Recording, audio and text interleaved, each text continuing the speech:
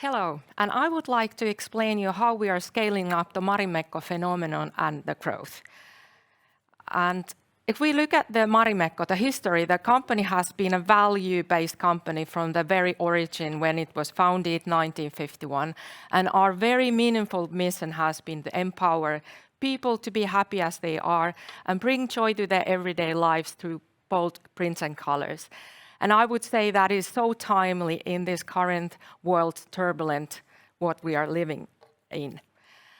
And if we look at the company, we have been a lifestyle company from the very get-go. So from the very start of the company, we have had the 3 product lines. We have fashion, bags and accessories and home. And this has proven to be a strong point for us because it also helps us to mitigate through different kinds of consumer demand cycles and situation and economical cycles.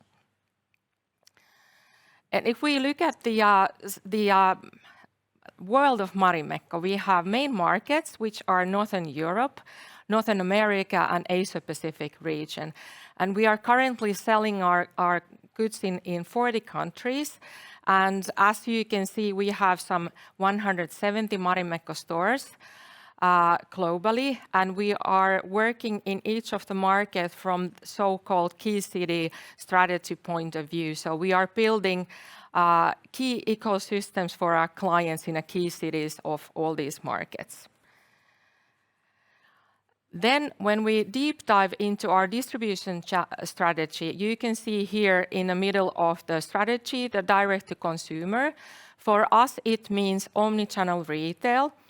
It is both the online and the physical stores, and those can be operated by ourselves or with our loose franchising partners, which is a distribution model, especially in Asia. And the beauty of this model is that our loose franchising partners are covering part of the business risk because they are investing into the store operations and the capex, even if we are working very closely together with them. On top of the direct-to-consumer distribution channel, we do operate in physical and online retailers, and we are extending our reach over there. The reason why we are also present there is that we want to gain share, but also access to new customers who have maybe never come across with Marimekko before. So good examples of those kind of channels, I could mention Nordstrom in North America and Zalando here in Europe. And on top of that, because the brand awareness is really key in our business. So we have these strategic global and local brand collaborations where the main target is to get brand awareness. And those are they're like limited time collections or product releases. But that is a key to get more brand awareness. But of course, on top of that, we get some licensing income. And we do have also traditional licensing where we complement our offering in such a categories or products that we don't otherwise are not present. The good examples could be eyewear or then bed linen in different markets. There are very different sizing in the bed linen in different markets. And if we look at the strategy period that we are currently in, so our strategy is called Scale. This is the 3rd year of this strategy period, where we are scaling up our business through a proven recipe of success. And we have identified 5 strategic success factors for our company. And it starts with S, very fittingly, because it's called Scale Strategy. And there we have chosen the sustainability. We really believe that the efforts do support us in the long term as well. The second one is sharpen creative vision. And the reason is the fact that because we are in a trade of desirability, the key of the success is that product is desirable.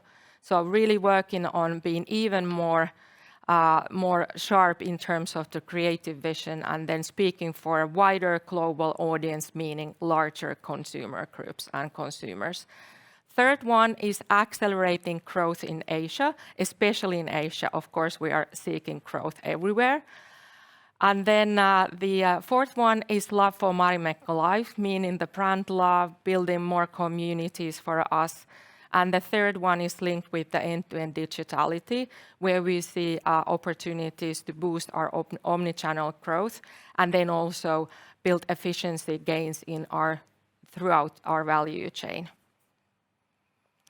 And now I want to deep dive a little bit more in what we've been doing recently in these different strategic success factors.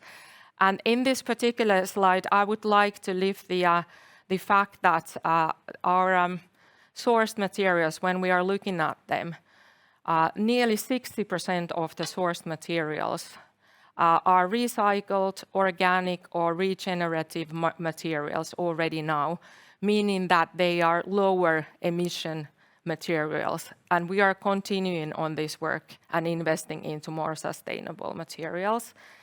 Then you can also see that we have there the Marimekko Maridenim products.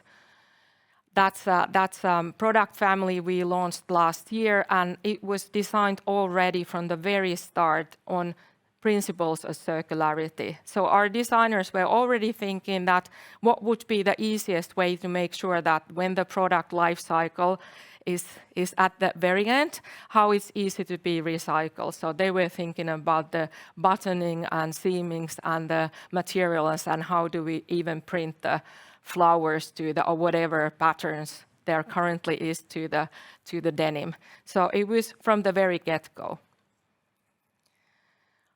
And a couple of words about how do we then reinforce the product desirability and make sure that our product is even more relevant internationally. And we have been building so-called hero products and hero programs. And a good example here is this all-day wear bags, where we actually have this product family when we introduce seasonal colors once in a while into that to freshen up the collection. But then we have like products which are continuing there all of the time as well. We have been working in the category ownership, and as mentioned already, Maridenim is a new category that we have launched. And there also we are looking into the product life cycle and what is the strategy in overall in there. And then on the right-hand side, you can see products which are linked with the Chinese Lunar New Year. It is a consumer moment, very, so to say, like we want to be more locally relevant, especially in Asia. So we are building these local consumer moments. On top of that, we are increasing the modularity of our collections when we are building the collections. And then a couple of words about how we are accelerating the growth in Asia. And as you can see from the text, so last year we opened 14 new stores, of 13 were in Asia. And on top of those stores, also 19 pop-up stores, which were like for a shorter period open.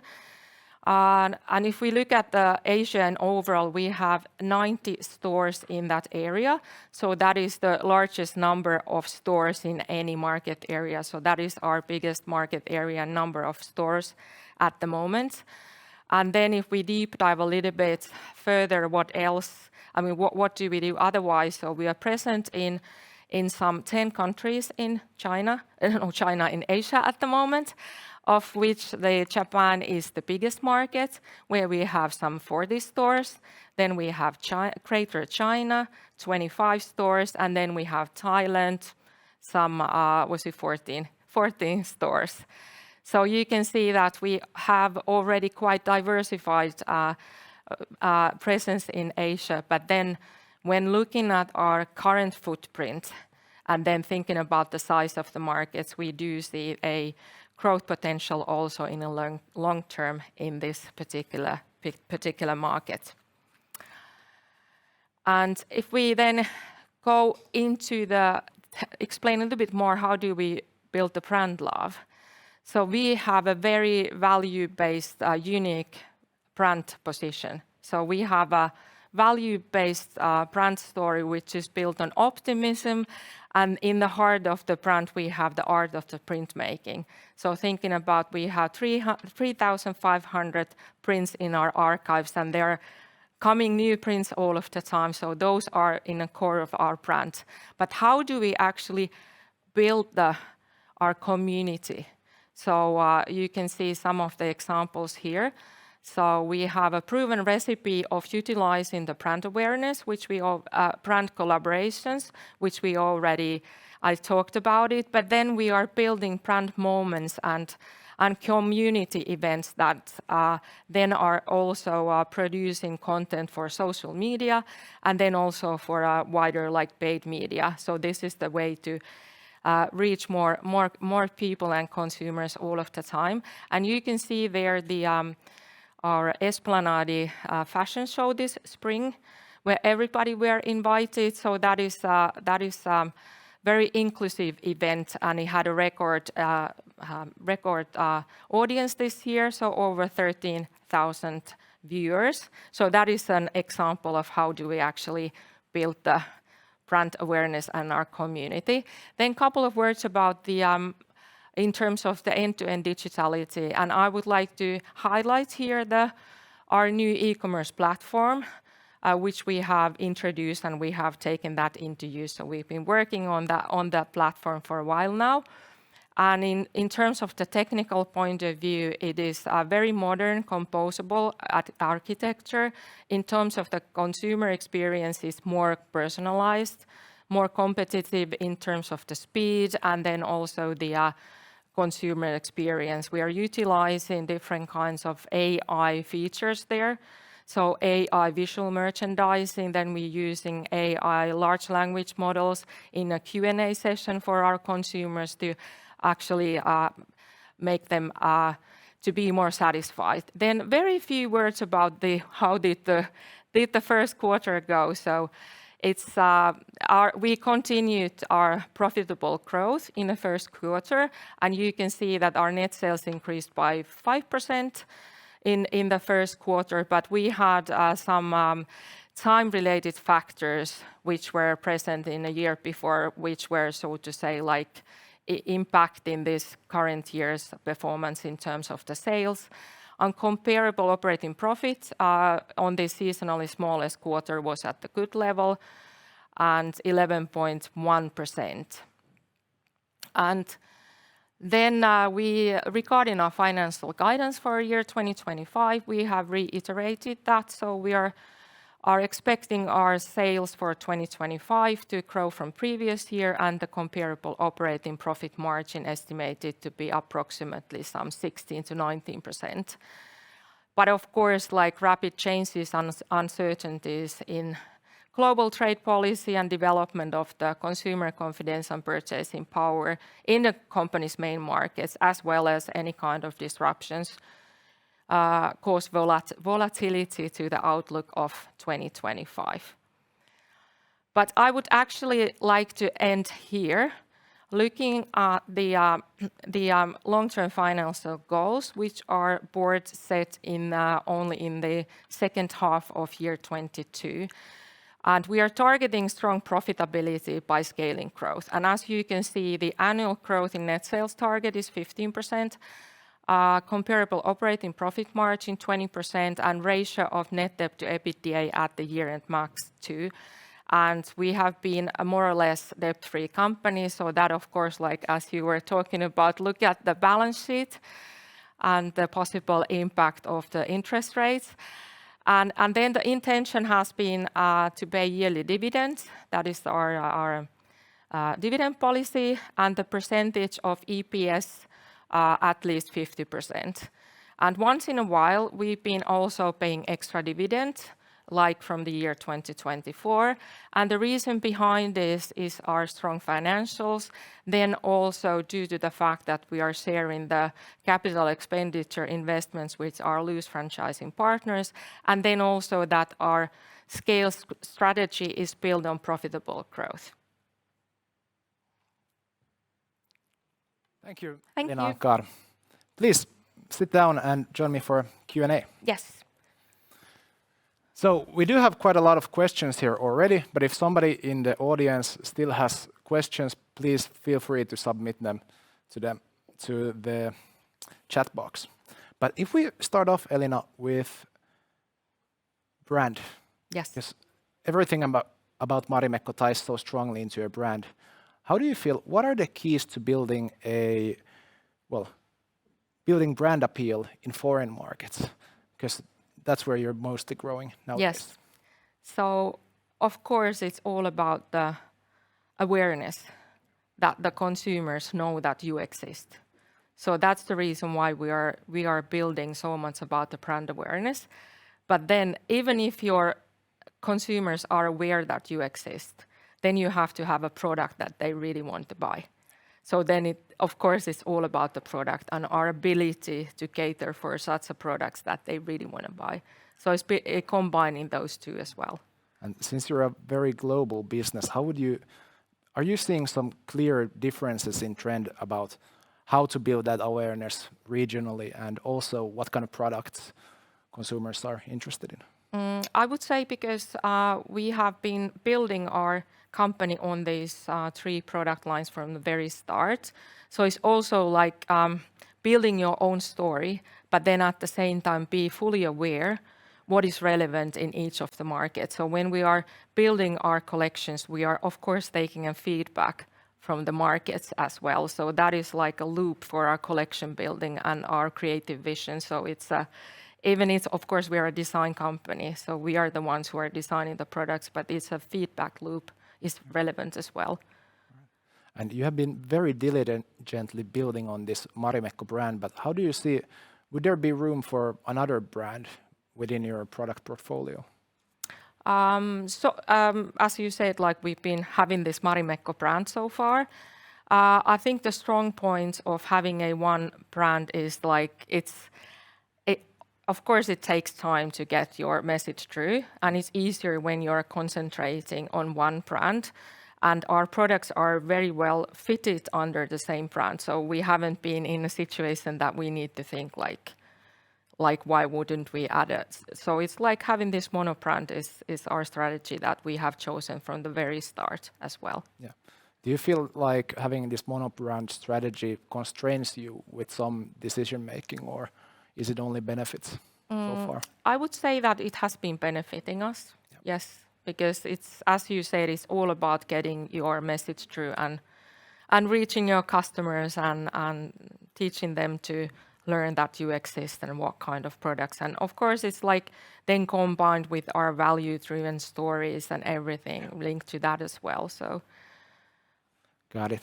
But with the brand, since you're taking somewhat of a premium positioning, how do you manage to grow efficiently, like globally grow your revenues and sales without diluting the meaning of the brand? I think it's very much about like, then you mentioned very well, like we are premium brand, we are not really a luxury brand. So we are premium brand positioning. So it's all about in any of the categories, you need to make sure that the product and the pricing, for example, is something that the consumer finds fitting. Yeah. So you need to be very smart in terms of the pricing as well. But it's, as I said, as a CFO, it all starts with the fact that you measure what you get. So you get what you measure. So very rigid follow-up in terms of like your sales targets, your margin targets. You make sure that your growth is profitable. Yeah. And how do you feel, do these different brand collaborations support you with this, like keeping this high brand profile? As it is, whatever we are doing, what kind of brand collaborations we are doing, is always really, it's a decision that is done with that we really think with which brands we want to collaborate. So it's not something that we would collaborate with anybody. So it's very well thought process. And then as we, it's also about us sharing similar values. Yeah. So it's both brands are building from that perspective each other's.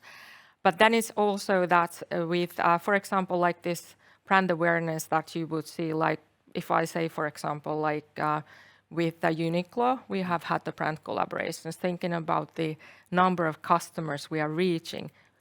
via them having their our products in their stores and in their web store, and that awareness. And they are doing the brand collaborations in a similar way with the kind of like similar kind of brand positioned companies like us, or even with luxury brands. So it's like a natural setup that where we are playing with them. So what kind of collaboration partners are the most interesting for you in brand collaborations, or what are the maybe key points that get you on board with this?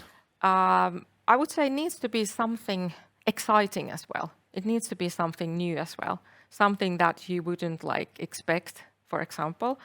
But then if we think about our brand and our bold prints and colors, because that is bringing us a really good asset, because quite easy to like combine with any kind of product. So it's about like us choosing something that is interesting, exciting, and very relevant. So then thinking about the local brand collaborations outside Finland, for example, we need to know which brands are relevant for the local consumer.